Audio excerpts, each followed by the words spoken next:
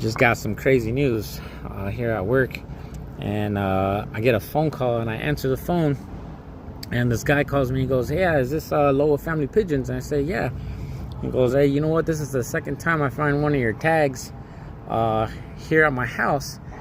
I said, "Oh, okay. Well, what bird is it?" And he goes, "Oh no, it's no bird. It's just a tag." And I said, "Okay. Well, do you have a big tree in your property?" And he says, "Yeah, I do. And there's a family of hawks that lives there." I found that fool. I found his ass.